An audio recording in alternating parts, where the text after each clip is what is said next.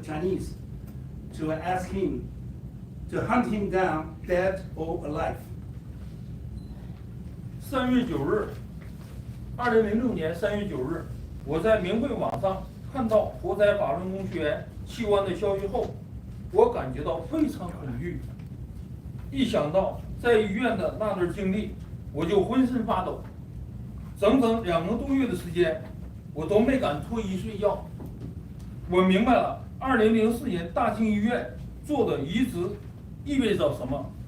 On March 9, I saw news on minghui.org about the live organ harvesting of Falun Gong practitioners, which made me extremely fearful. When I thought of my experience in the hospital, I trembled all over.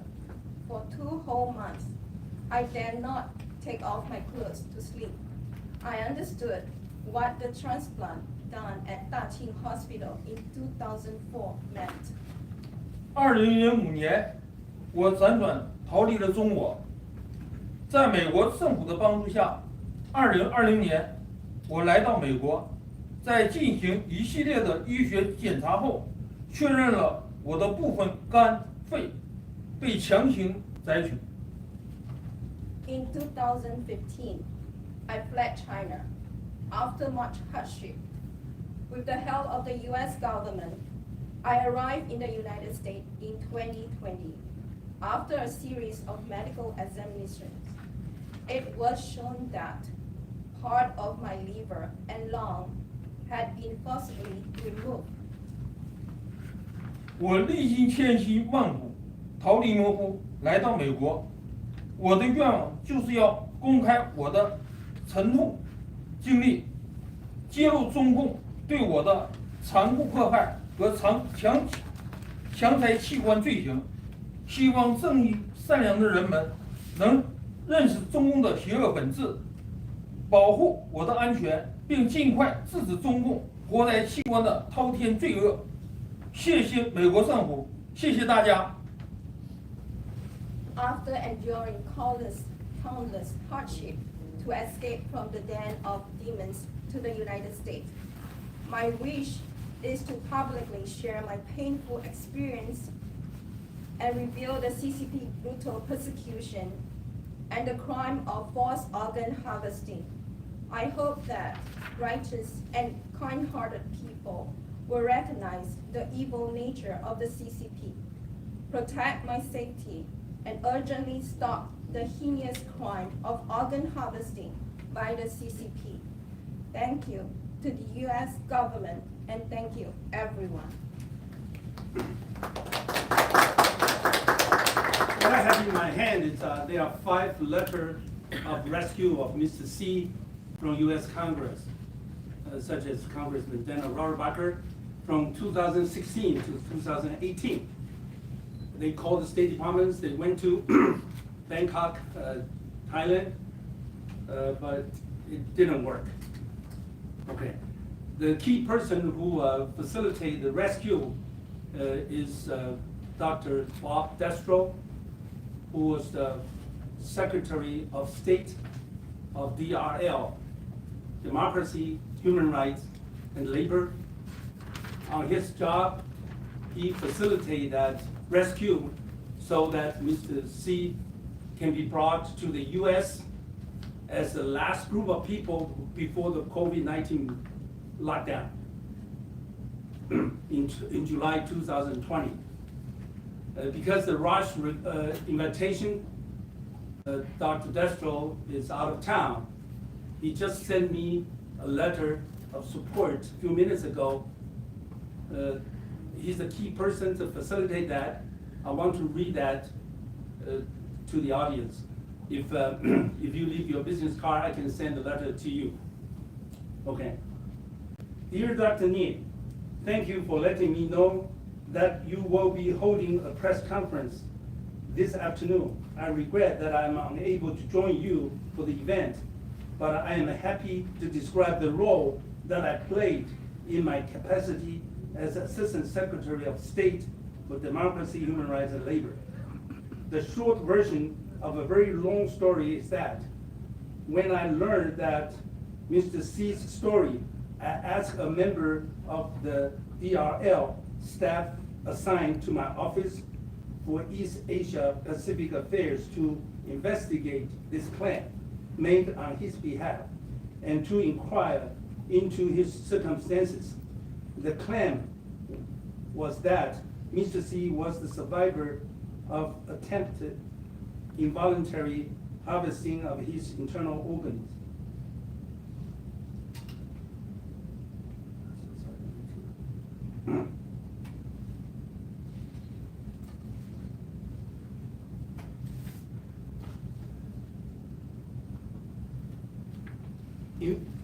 Informal investigation showed that he had escaped from China based on the information provided, including pictures. I determined that the case warrants further investigation and set in motion the process through which he came to the United States for examination and further investigation. Forced organ harvesting is a horrific forms of human trafficking that is occurred on a widespread basis around the world, both well-known and well-documented. There is also ample documentation and that it occurs with state sponsorship and encouragement in the People's Republic of China.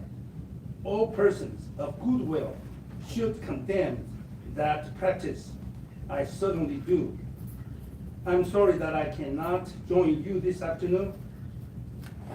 Please let me know if I can be of further help. With best regards to Mr. C, signed Robert Destro, Assistant Secretary of State, DRL, 2019 to 2021.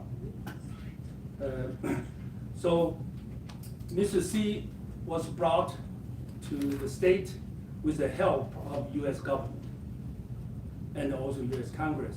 To that, I want to formally thank our government and Congress to facilitate this important survivor of forced organ harvesting so that he can stand up today to tell the story. Thank you, U.S. government and Congress. Thank you, Mr. C.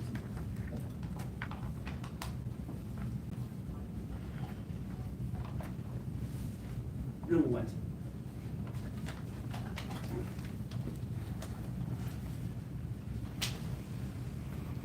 Let me give one more time a round of applause for the brave man, Mr. C.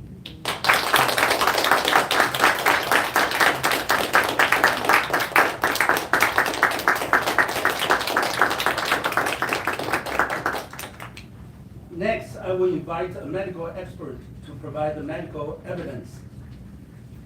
And before that, I also just received a public statement from Senate Bob Menendez, Democracy of the Democrats of New Jersey, who is a powerful leader on foreign affairs at the U.S. Senate. I will ask Nancy to read that brief statement. He just released the statements today to support our cause and condemn the persecution of Falun Gong.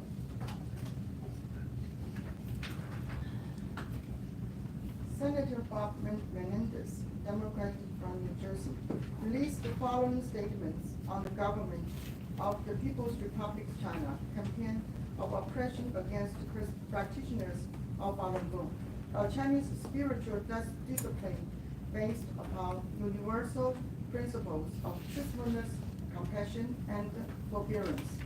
For over 2 decades, the People's Republic of China has undertaken a ruthless and brutal crackdown against the followers of the Falun Gong spiritual movement that continues to this day.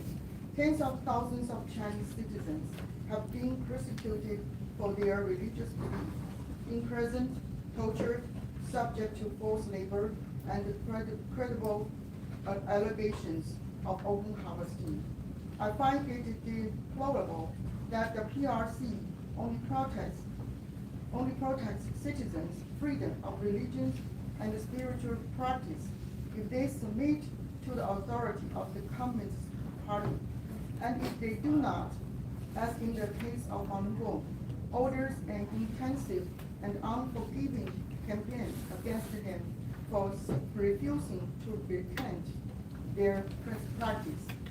Alongside the international community, I reaffirm my call on Beijing to respect the religion's beliefs and the practice of all its citizens, including China's Falun Gong practitioners.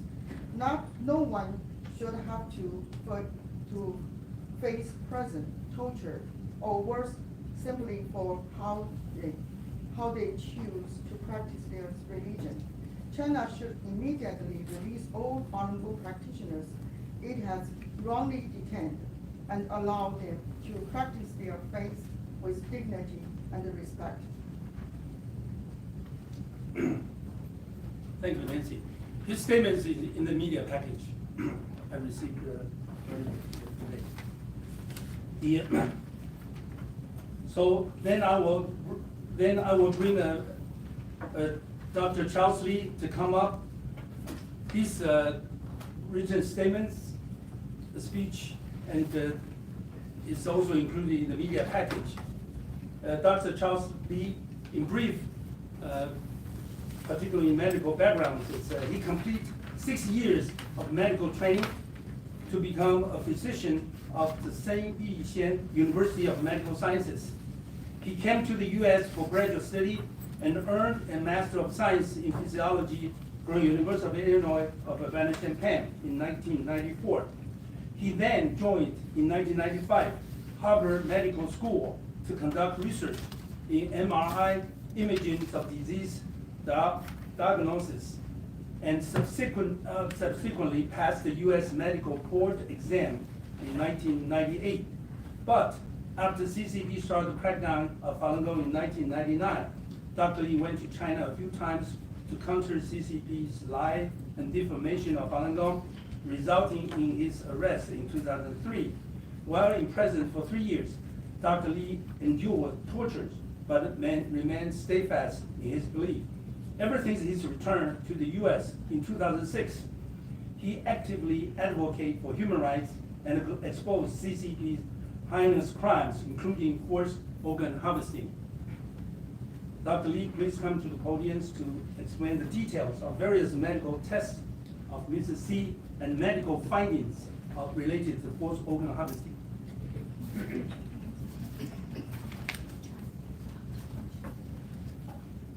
Thank you, Professor May. Thank you, everyone. Since Mr. Chang came to this country, he has taken 9 imaging tests, including 3 times of CT scans, 3 ultrasounds, 2 X-rays, one of them with the barium, and 1 MRI test. Upon analyzing these imaging test results, we have come to the conclusion that his left liver lobe has been removed surgically. And second, the removal of his left liver lobe can only be traced to the operation in November of 2004, because in his entire life, he has never taken any other surgery like this scale. And number 3, that the removal of his left liver fits in perfectly into one of the possible scenarios in which that the liver lobe can be used for pediatric patients. And all these findings have also been endorsed by other doctors. We have total like 9 doctors checking these results. And one of them is a pioneer in the living donor liver transplant technique, and he's the inventor of some of the techniques. And another one is a hepatobiliary expert. So I want to just explain these medical findings. for the first picture over here is the CT scans from Mr. C. If you can see clearly. Over here, you can see that the on this side is the missing left lobe, and over here is like some kind of missing. Usually, the liver, left side liver goes to the middle line, at least the liver line in the middle, and this Mr. C's liver is much shorter. And to explain clearly that, we need to just introduce you the anatomical classifications. This is a topographical anatomy. The liver can be divided into two sides. Like this is the left lobe, which is having removed, and this is the falciform ligament, and this is the right lobe. And there are also two smaller lobes on the back, and which is a caudate and a caudal lobes. And over here is another way to classify the liver, and this is called coinoid classifications, and which use the portal veins as a plane, as a horizontal plane, and they use the hepatic veins as the vertical division. So over here you can see the left hepatic vein, the middle hepatic vein, and the right hepatic vein. And the middle hepatic vein divides the entire liver into left and right liver. And over here, that section 2 and 3 is also missing. And on this picture, you can see that the section 4 over here, section 2 and 3 actually make up the left liver lobe over here. So this one is section 4 is enlarged. And also we can see that clearly the right liver is also enlarged. Usually the lower tip of the liver goes to the 10th rib over here. This is the 10th rib. So it goes about 4 centimeters down. And then push the kidney. We have another picture which is not here. The kidney was pushed down. So this is the way how it was done. And another concept I need to introduce you is that the liver has a very specific characteristic of regeneration. Usually when part of the liver is removed, then the remaining parts of the liver will enlarge, which is the way that the remaining liver enlarged by itself into all different directions. So that's why you can see this modular tip from the section 4. So it's both go into the space left by the removal of section 2 and 3. So let's go to this is the last picture.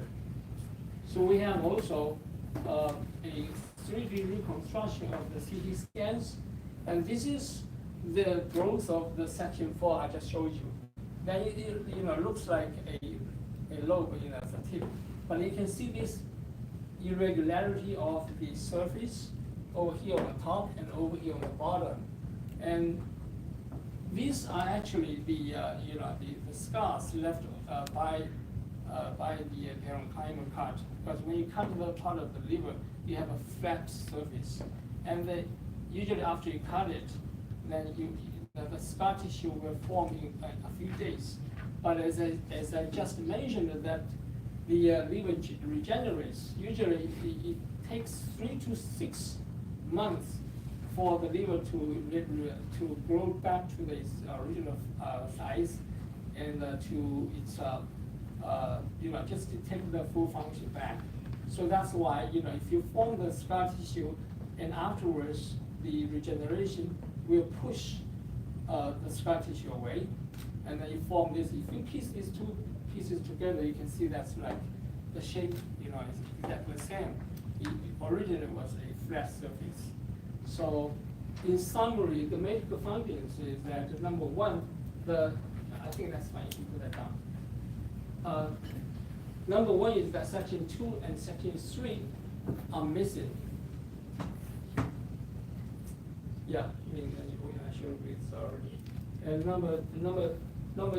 number two is that the right lobe and the section 4 enlarged, and number 4 is that number 3 is that the scar tissue confirms that the removal of the left lobe or section 2 or 3 is done by a surgical procedure. So I stop here, we can take some questions later on, if you guys have any questions.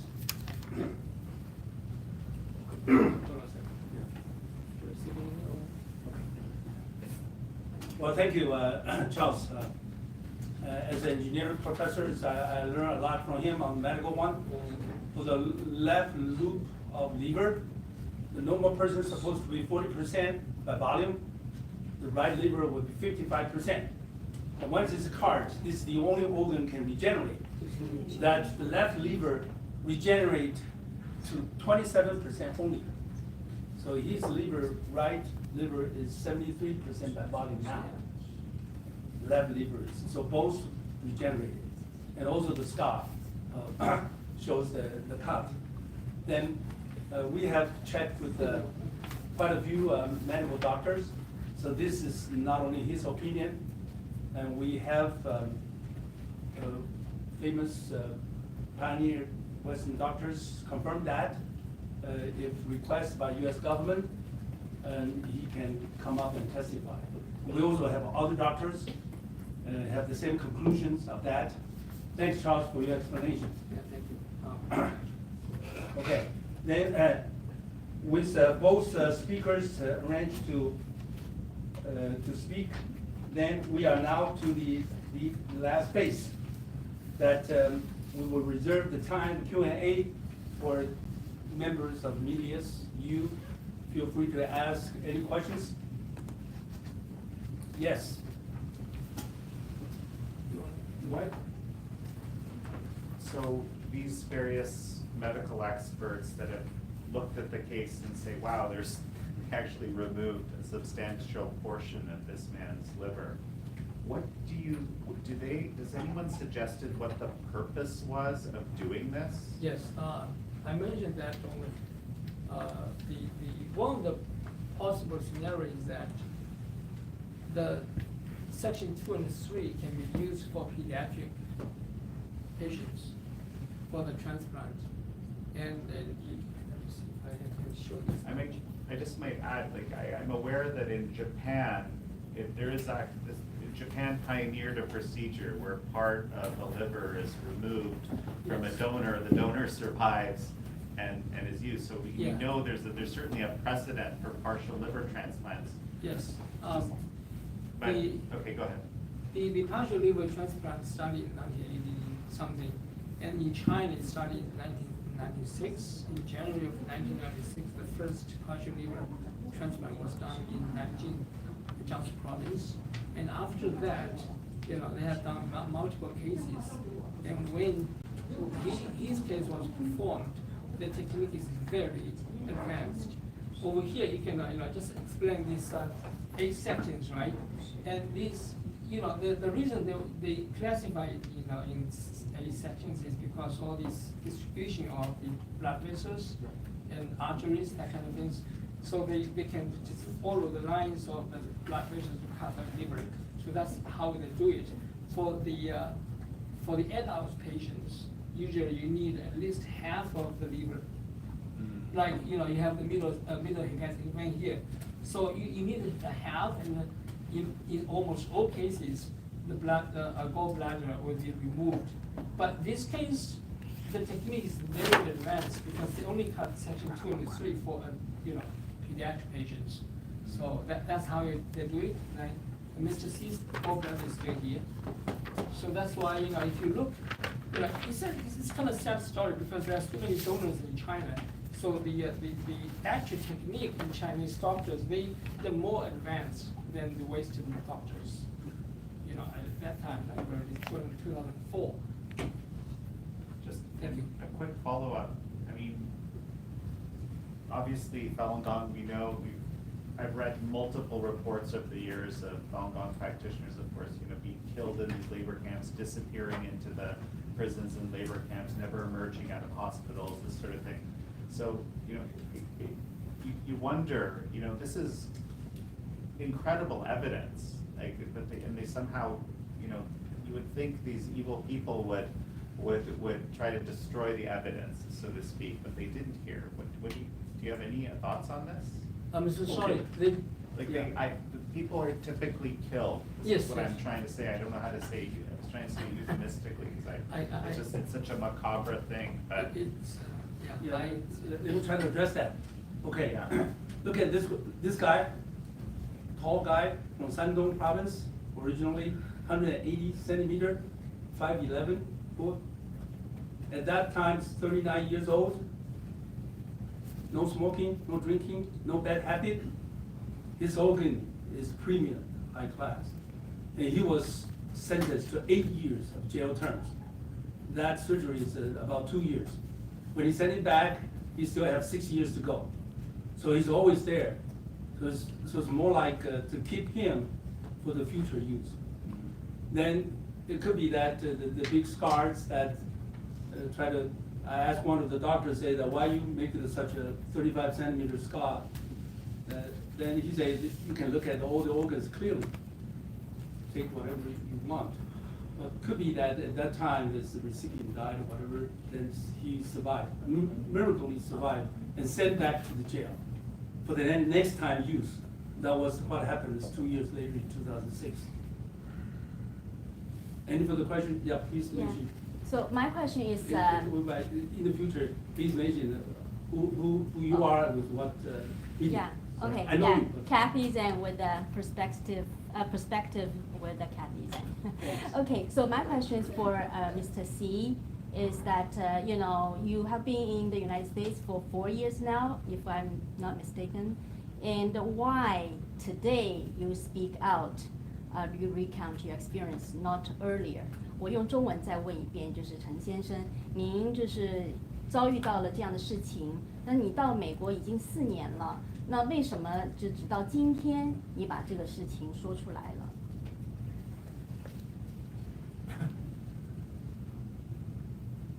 经过这个李博士的鉴定，他把这个我整个的真相确认下来之后，我们才出来做这个事情。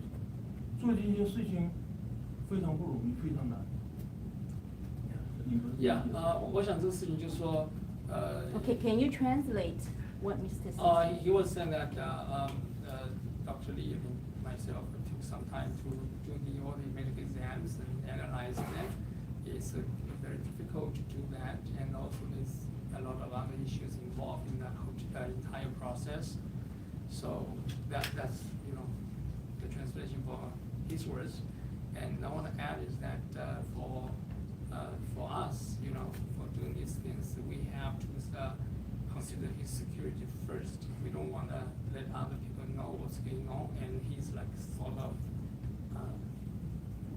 living the kind of low key for a long time. So I brought him to different kinds of tests, and we consulted a lot of other doctors and things like that. And with the help of Professor Nie, he also find some doctors, to analyzing the results.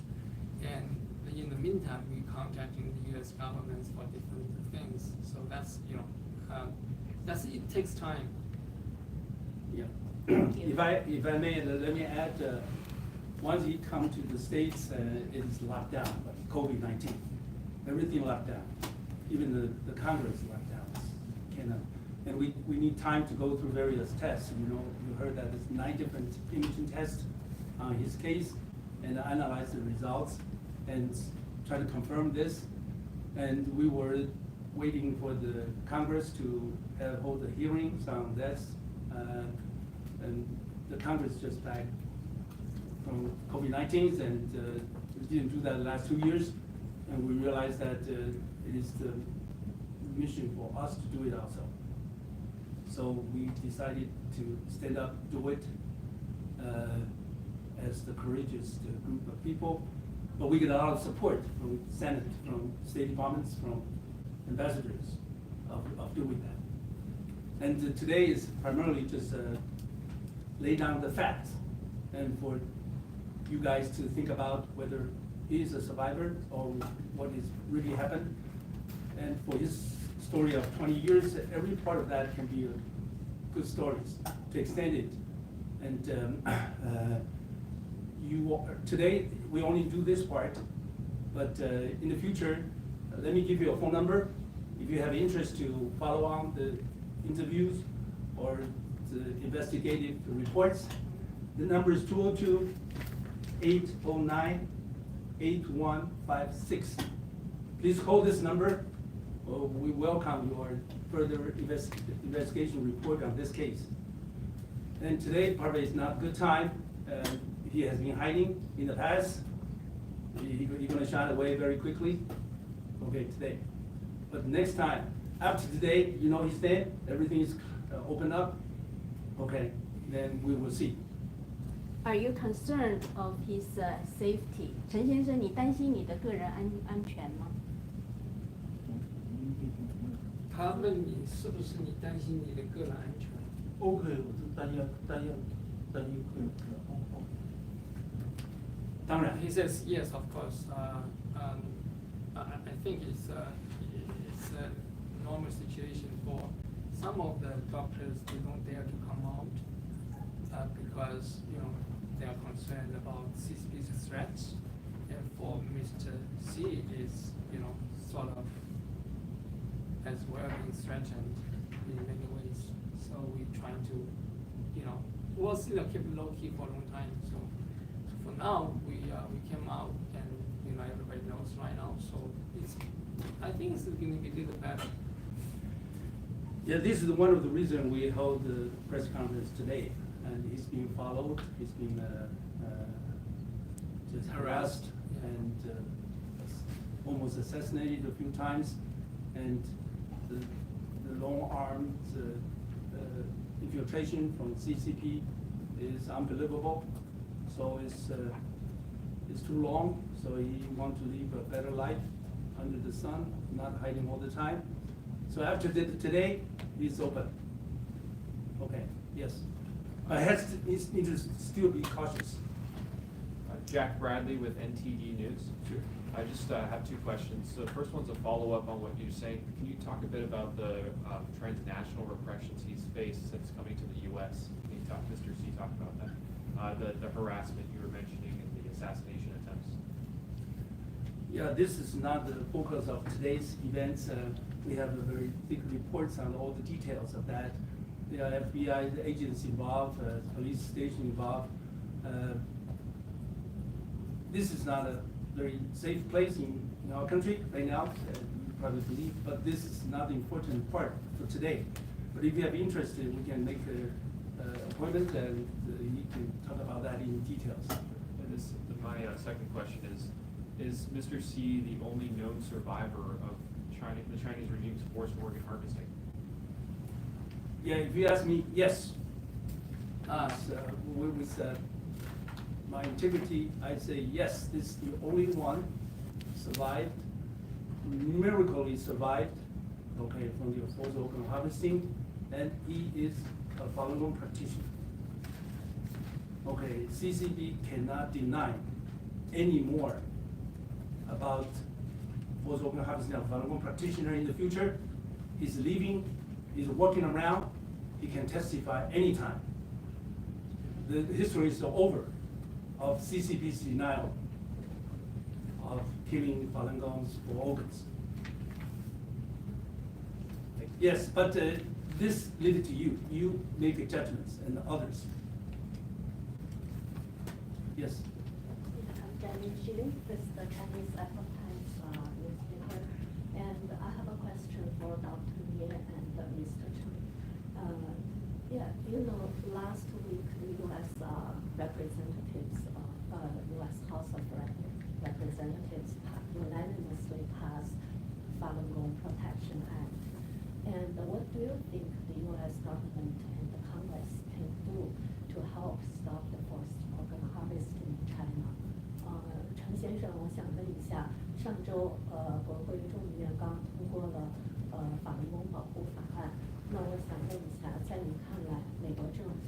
和美国国会还能做些什么来帮助制止这个活摘机的？感谢善良的人们对遭受迫害活摘器官这些人的同情给予帮助。当我看到这个众议院通过这个法案的时候，我的心情真是很不是滋味。现在国内还有很多像我一样遭受这种迫害的。我今天站在这儿呢，不仅仅是为我发声，和我在一起那些同学们，现在死了20多个，他们迫害致死。或许我不知道他们什么情况，或许也有经我这种活摘，一个岁数都比我小，在38、9岁、40多岁，都被迫害死了。这里要是说明呢，我能说出很多名字，就在监狱迫害的许继善、王大元，都是在看守所、监狱，吕猛新、王永强，就我说这些，李慧峰、王永东、黎民、李鸿奎、许明生，我要是说的，都因为都和我在一起，就是一起遭迫害的时候，这个环境在一起。我们曾经有个约定，说我们无论谁只要活着出去，一定要把那里的迫害的罪恶和真相讲给世人。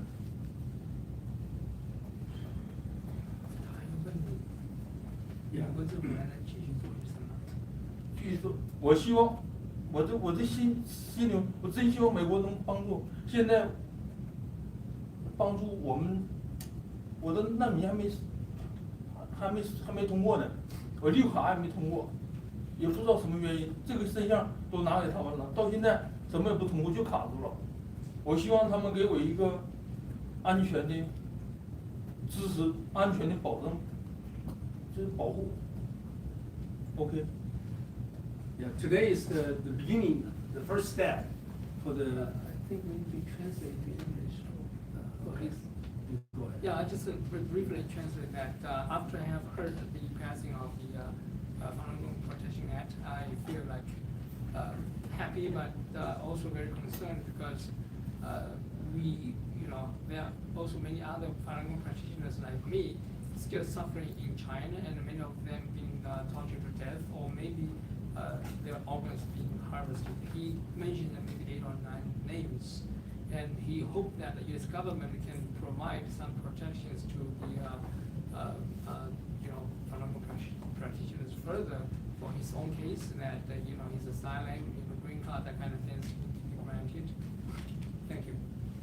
Yeah. So today is the first step of the truthful clarification from his angle. Then there will be, as you can see, there are support from U.S. Senate, the State Departments, and others. So we will go on that. We certainly applaud the Falun Gong Protection Act, passed a week ago, and this will follow on that. Will be either hearings or roundtable briefing on that. So basically, it's that for forced organ harvesting, for people who believe in that, already believe in that. Okay, with or without his case, people believe in that. But for those people who don't believe or who hesitate, and those things are very important to tell that. One is whether Falun Gong has been killed for organs. His case proved that. Okay, no more denial in the future. And another is how large is the scale? It just killed a few thousand or hundreds of millions, which we believe that we have a lot of evidence on that. The third one, who did it? Is that underground people, bad guys, or greedy doctors for money to do it, or is orchestrated by CCP, particularly PLAs involved on that. On these 3 areas, we are continuing to explore the truth. Truth is hurting, but we can steadfast on the journey to the truth, let people know. Okay, there are people who will, and they come to this side of Stress Street. Yes. Thank you. Even for the Park Times. So I'm curious to Dr. Lee.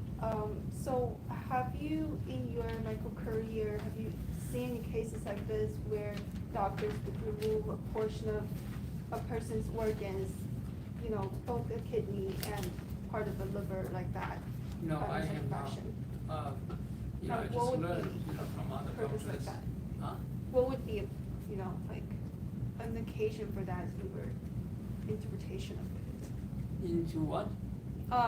You know, I just want to hear your interpretation of this. Interpretation of this on what? On what kind of stuff? You know, what kind of meaning?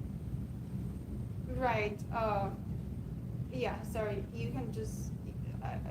I think you're already proceeding to explain. Yeah, I know. I explained to this reporter about this partial liver transplant, and the reason is that in the Western society, the organs are very difficult to get, and then, you know, over time people find out like there are some organs like a kidney, you can get one kidney from one person, and the donor can still alive, you know, living for normal life.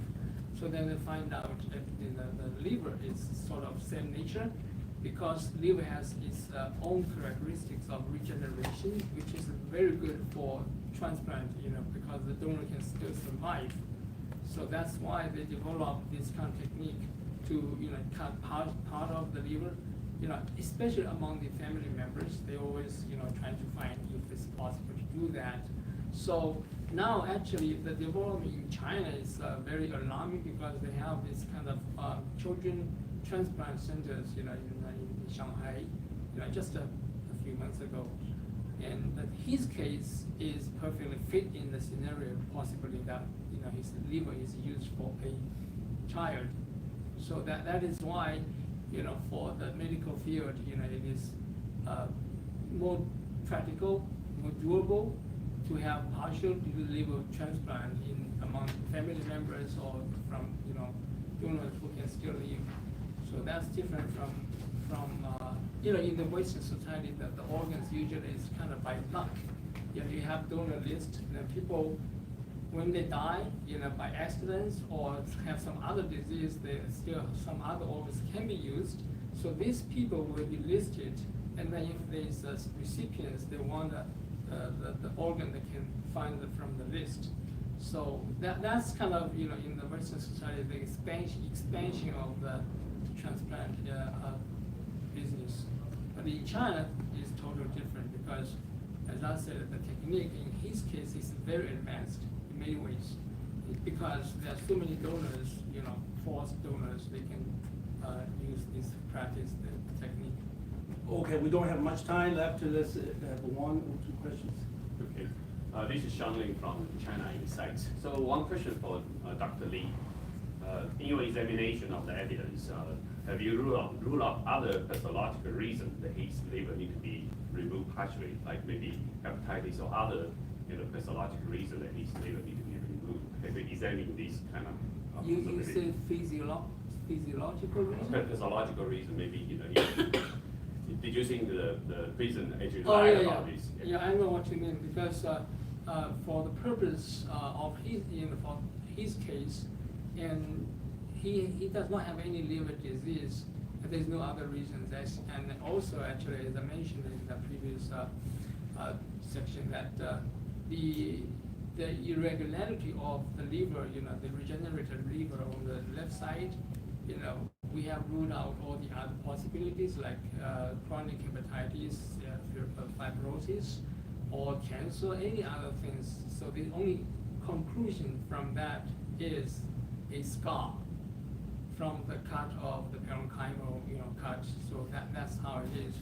And we don't see any need for him to undergo any surgery to sort of treat his own disease or save his lives or, you know, anything like that. The only purpose is to remove the organ for other things.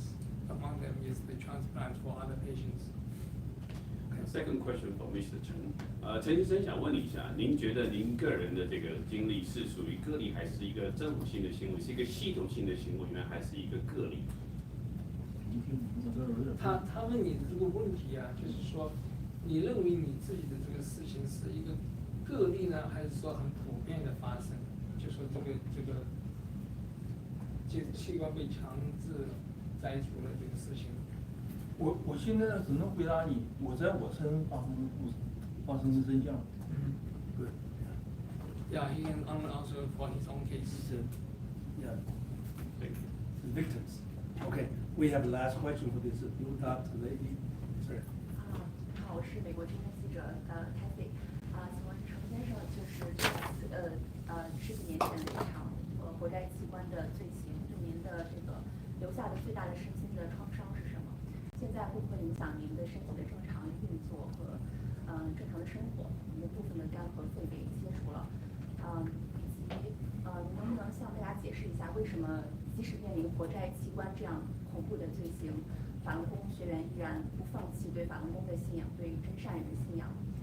如果您有机会和当初参与这场手术活摘您器官的这些医警、中共的官员或者医生面对面的交流的话，您想对他们说的传递的信息是什么？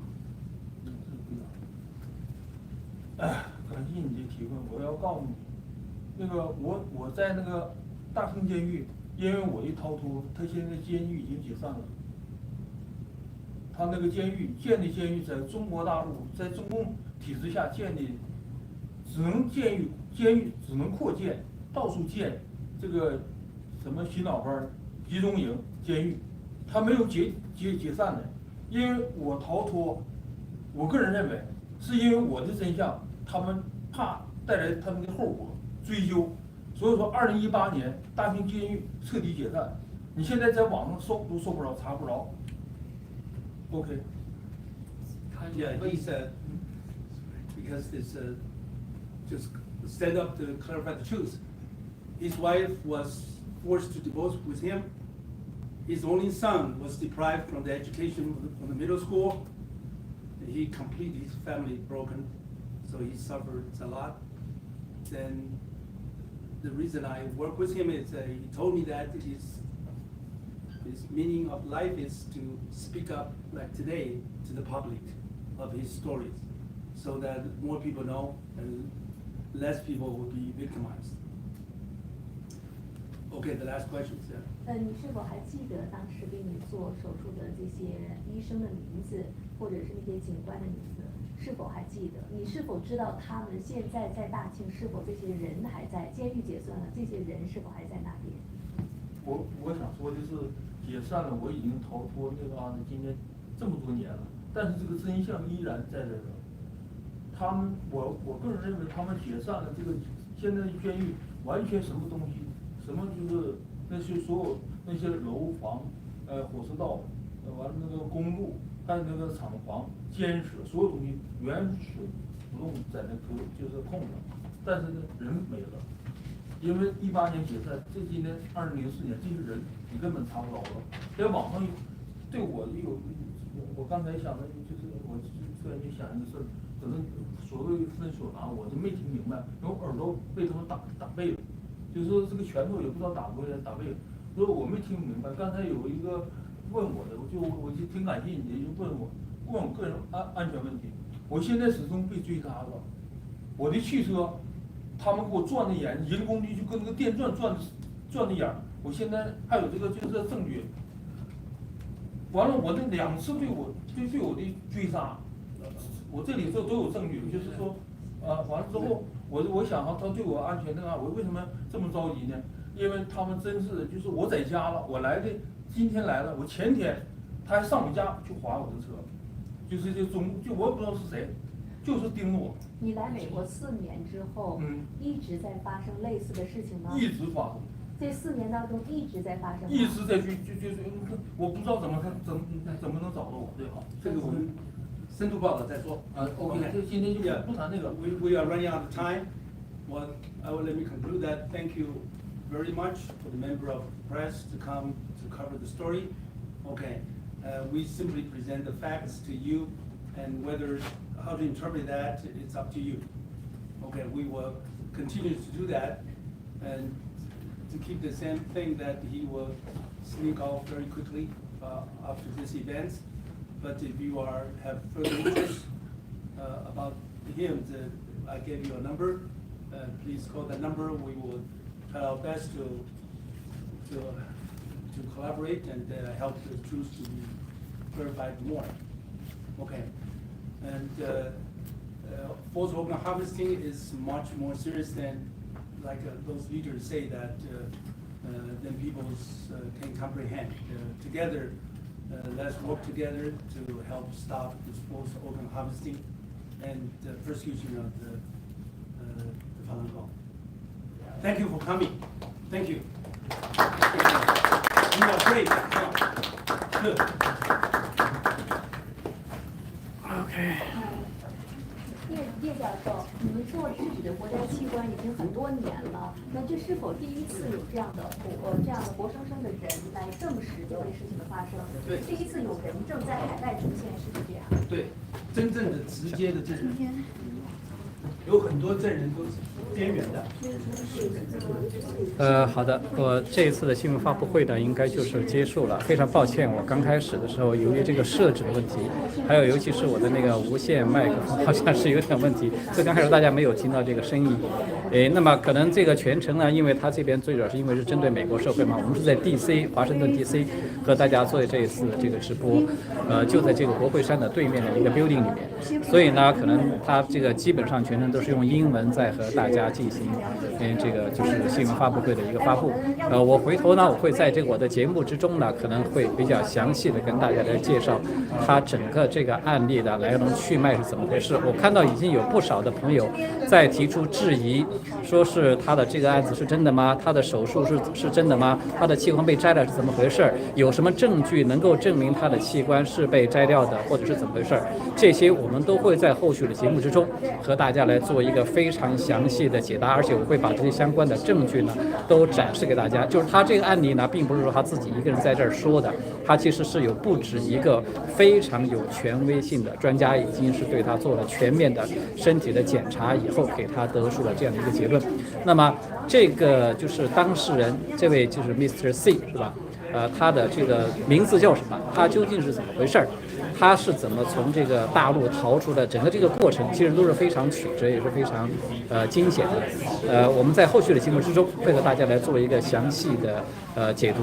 那么今天我们这个直播呢就到这里就结束了，非常感谢大家的观看，好，再见。